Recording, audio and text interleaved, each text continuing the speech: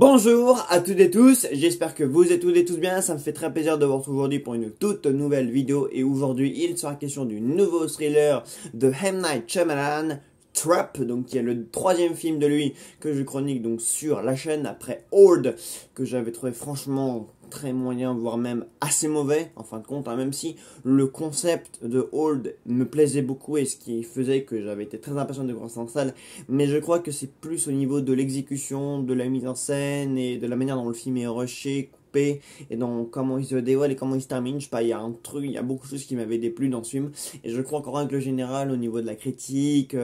même de comment il a été reçu au box-office, ça n'a pas fonctionné du tout. Voilà, je pense qu'il est inscrit dans ses pires longs-métrages. Et honnêtement, j'aurais du mal vraiment à lui trouver des points positifs. Peut-être deux ou trois si je revoyais le film là sous un autre angle, parce que du coup, je l'ai pas revu depuis sa sortie en salle. Mais dans mes souvenirs, plus le film avançait, plus je me suis dit, aïe, non, ça coince, j'adhère pas. Et Nuggets Cabin, que j'avais chroniqué aussi au moment de sa sortie, j'avais trouvé ça pas mal, mais juste pas mal. Au départ, quand je suis ressorti, je me suis dit, ouais, c'est un bon film, voilà, c'est parce que mais j'en étais ressorti un peu beaucoup plus convaincu qu'avec Old, mais dans tout à me dire, ouais, c'est le meilleur de Shyamalan, voilà, le concept était bien, le scénario était quand même assez bon, les acteurs aussi, enfin, il y avait une bonne finalité dans tout ça, une bonne exécution pour le coup, ce dont Old manquait, et ce que Trap a aussi d'ailleurs, une bonne exécution, mais je pense que Shyamalan pouvait faire mieux. Et avec Trap, justement, avec Josh Hartnett dans le rôle principal, d'ailleurs, il revient un peu sur le devant de la scène, Josh Hartnett, vraiment comme il faut, parce que là, du coup, il a fait l'enchaînement Oppenheimer, Christopher Nolan et Trap avec Night Shyamalan, donc ouais.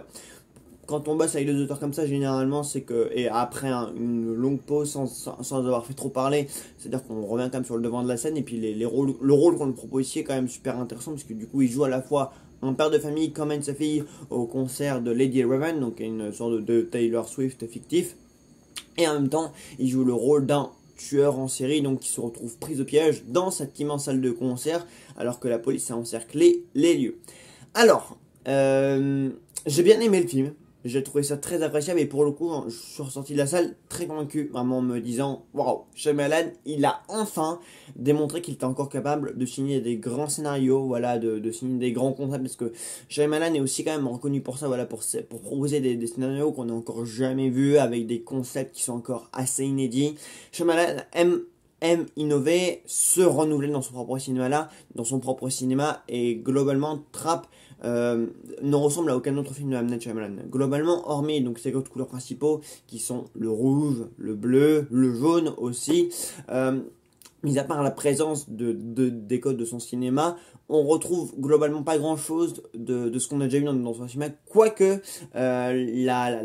dans la finalité et à travers le personnage de Josh Hartnett, donc qui s'appelle Cooper, on retrouve un petit peu quelques similitudes avec Split, qui est mon Shyamalan préféré, oui, et qui est à mon sens aussi l'un des meilleurs Shyamalan, parce que vraiment Split, je trouve qu'il est super bien exécuté, très angoissant, et surtout il repose beaucoup sur James McAvoy, que je trouve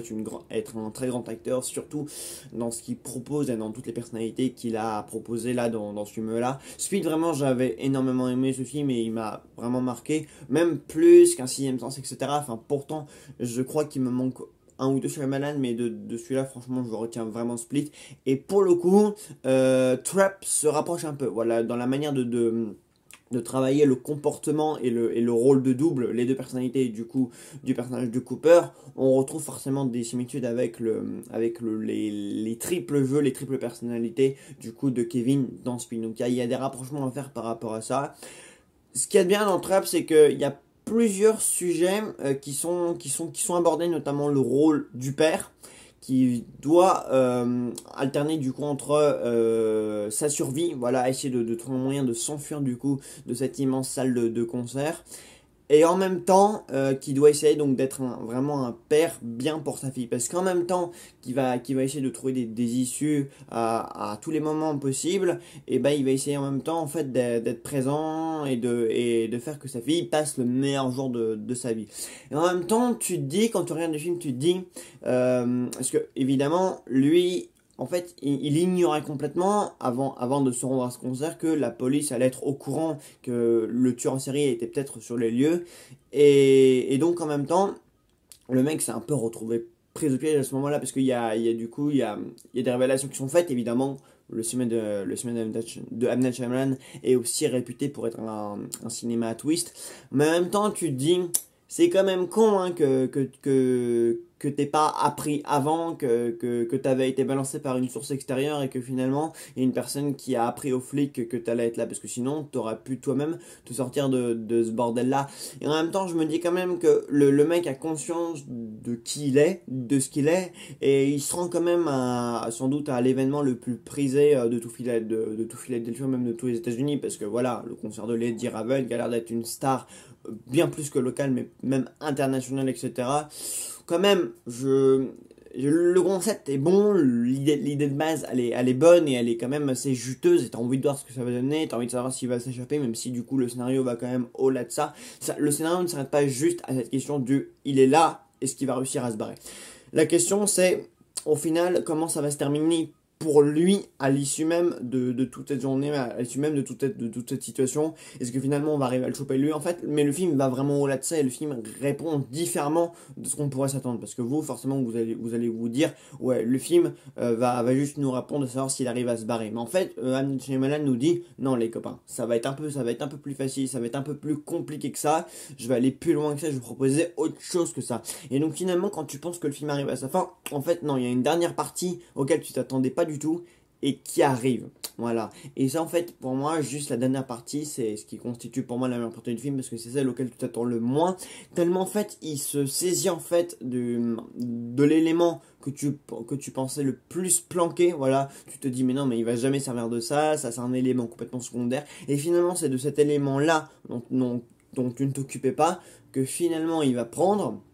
Donc, finalement, il va se servir pour te dire, voilà ce dont je suis capable, et voilà, en fait, principalement, ce dont tu ne t'y attendais pas, bah, c'est ce que je vais te servir. Et là, tu te dis, ouais, il est fort Shyamalan, et c'est là, en fait, que tu reconnais que Shyamalan, c'est quand même un grand metteur en scène, quelqu'un qui sait super bien écrire les scénarios, parce que pour faire ce qu'il fait à la fin, vraiment, et pour user donc de tous les gadgets modernes, à savoir les réseaux sociaux, les personnalités publiques, les personnes qui ont de l'influence, et je pourrais pas aller plus loin sinon ce sera du spoil, parce qu'en fait, là en fait, c'est même pas un retournement de situation, c'est plutôt, il se sert vraiment d'un élément auquel on ne pensait pas, pour vraiment complètement retourner le film dans un sens finalement qui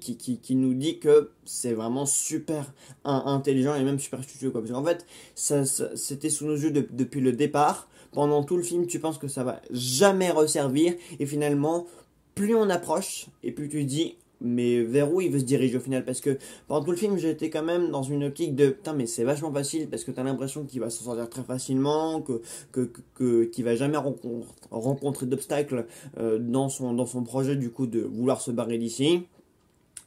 Et finalement quand tu penses que ça va être très facile pour lui, qu'il va passer par toutes les issues possibles et qu'il va parfaitement s'en sortir, bah c'est finalement à ce moment-là que M. Night Shyamalan te dit eh ben non. Donc oui, Shyamalan nous mène vraiment en bateau et en se servant en fait d'éléments qui faisaient partie de l'arrière-plan quoi. Vraiment, à la fin je me suis dit mais c'est ultra brillant. Surtout comment il se sert justement de tout ce qui est côté réseaux sociaux parce que moi dans tout le film forcément tu vois les gens en train de filmer la chanteuse etc avec leur téléphone et tu penses que tout ça va avoir de l'impact sur le tueur en série mais en fait finalement tous ces objets là, tous ces gadgets, réseaux sociaux, influences, tout ce qu'on sait en fait n'était qu'une immense mise en scène, n'était qu'une mise en abîme en fait de ce qu'allait nous réserver Shyamalan pour la fin parce qu'en fait il va se servir de ces éléments présents en arrière-plan pour nous dire vous pensez que ça va être facile, voilà, parce que c'est vrai qu'en fait il y a énormément de facilité, tu te dis mais c'est pas possible, ça va se terminer extrêmement facilement et ça va être décevant et finalement non, en fait c'est quand on avait tous les doutes sur la manière dont le film pouvait se terminer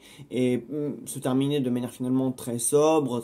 très simplet et j'avais peur que le film soit simple en fait. J'avais vraiment des doutes parce que je me suis dit mais en fait pendant tout le film ça va se terminer simplement, il va trouver une issue comme ça ou dire une issue auquel personne n'avait fait attention et finalement il va réussir à partir etc. Mais finalement t'as Shyamalan qui nous dit ah non mais ça va pas être aussi facile que ça en fait hein. Je vais me servir parce que je vais me servir de ça, de ce truc là, de cet arrière-plan, de tout ce contexte là et je vais en faire l'outil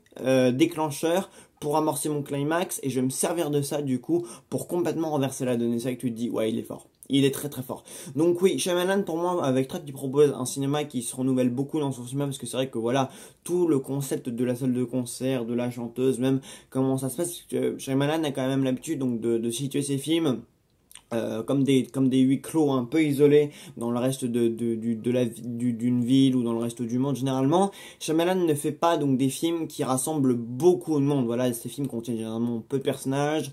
peu de lieux. C'est par exemple Split se déroule juste dans un seul lieu avec même pas 5 personnages, alors que là on est quand même au cœur d'une grande foule, d'un grand lieu. Donc dans ce film là finalement il a quand même beaucoup de choses à gérer. Le personnage se déplace, il est en plein air, c'est un lieu qui est tout public, et Shyamalan ne situe jamais ses films dans des endroits vraiment très très chargés où il y a beaucoup de monde, il y a beaucoup de choses à gérer. Donc là c'est quand même un sacré pari qui s'est lancé, et je trouve que c'est un pari quand même qui se révèle très astucieux. Donc en fait tout le film en fait n'est qu'un immense mensonge au spectateur pour masquer en fait toute la dernière partie qui est extrêmement efficace et qui rabat complètement les cartes du film, et la fin est vraiment renversante, parce que pendant tout le film je me suis dit mais il y a un truc qui va pas. Je soupçonnais qu'il y avait quelque chose que Shyamalan ne nous disait pas, qu'il y avait quelque chose qui allait nous cacher. Bah finalement, il renverse vraiment les cartes à la fin, et c'est pour ça que j'insiste vraiment. Donc attendez vraiment la fin pour vous faire un avis, et est-ce que en lui-même le film est bon. Le film parle aussi du rôle d'un père, du père qui va absolument se satisfaire sa fille alors qu'il est horriblement stressé à l'idée de se faire prendre. Donc je pense que c'est un film aussi, même Shyamalan lui-même, là il officie deux rôles en même temps, c'est à la fois celui du réalisateur et celui du père. Je pense que c'est un film qu'il a réalisé alors qu'il vivait un moment très important en tant que père, voilà, parce que c'est un film sur le fait d'être père de famille et de s'occuper de sa fille pendant qu'elle vit le jour le plus heureux de sa vie, et c'est vrai que la fille vit des moments extrêmement heureux dans ce film, donc ça c'est vraiment cool. Voilà, la manière dont il traite le rapport père-fille pardon, dans ce film là, j'ai vraiment adoré. Il y a des moments avec la gamine qui sont super touchants, entre la gamine et la chanteuse en plus, mais je n'irai pas plus loin parce que là ça commence à rentrer dans la zone du spoiler, et j'ai pas envie de vous spoiler le film parce que sinon ça vous gâcherait l'intérêt. Donc surtout faites attention de ne pas vous faire spoiler, parce que c'est vraiment un film pour le coup